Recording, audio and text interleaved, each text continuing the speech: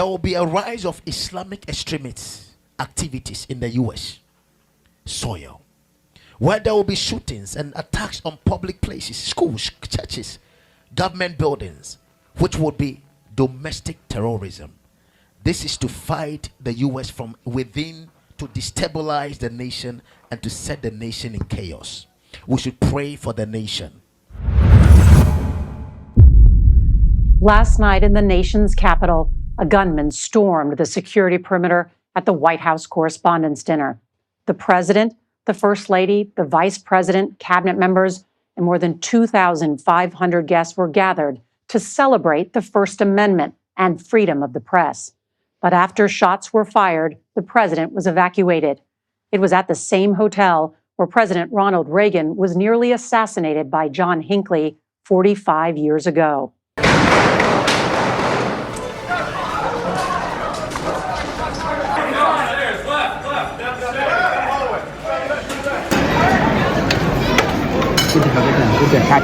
Down, stay down, stay down.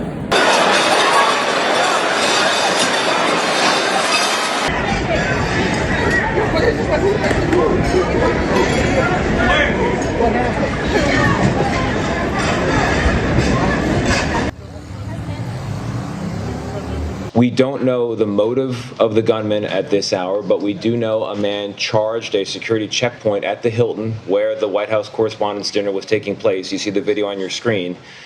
And he was charging toward a room full of journalists, politicians, and the President of the United States. Officials say a Secret Service officer was shot at close range during a confrontation, but survived because of a protective vest.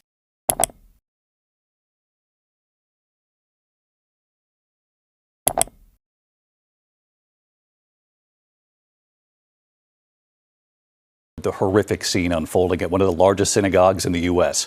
Authorities say a driver rammed his truck through the barricades and smashed through the front door of Temple Israel just outside Detroit. Smoke could be seen coming from the building. Sources telling ABC News the driver was armed with a rifle. The Oakland County Sheriff says armed security opened fire, the suspect's truck bursting into flames.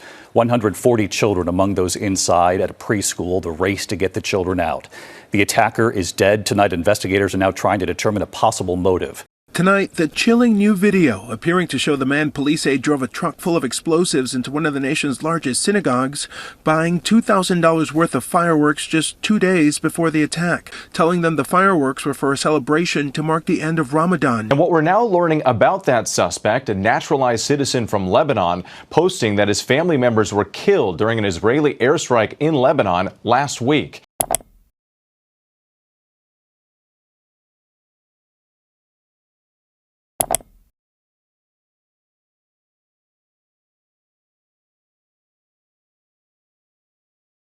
Here in New York City, outside the official home of Mayor Zohran Mamdani. Two suspects allegedly trying to detonate homemade bombs right during a protest. Authorities say they wanted it to be bigger than the Boston Marathon bombing. You don't get to come from. Tonight, these dramatic new images show an 18-year-old hurling a homemade bomb in what police say was meant to be a terror attack bigger than the Boston Marathon bombing. Another teen then hands him a second device. He ignites it, sprints down a sidewalk, hops a police barricade, and is tackled while the device is still smoking. Police say 18-year-old Amir Balat and 19-year-old Ibrahim Kayumi drove from Bucks County, Pennsylvania, and told investigators they were inspired by ISIS. This was not random violence. This was a planned attack motivated by extremist ideology and inspired by a violent foreign terrorist organization. The FBI is investigating a possible act of terrorism outside of Las Vegas. Now, this comes after a driver armed with guns and explosives attempted to ram his car into a power facility not far from the famous Hoover Dam. Inside the car, police say they found the body of 23-year-old Dawson Noah Maloney with a self-inflicted gunshot wound. And that's not all. 2 shotguns, an AR-style pistol, 2 devices described as flamethrowers. Evidence gathered at the scene led them to a nearby hotel where they found explosive materials. Investigators say the suspect drove cross-country from his home in Albany. In a message to his mother, the suspect referred to himself as a dead terrorist son and stated he felt he had an obligation to carry out his act.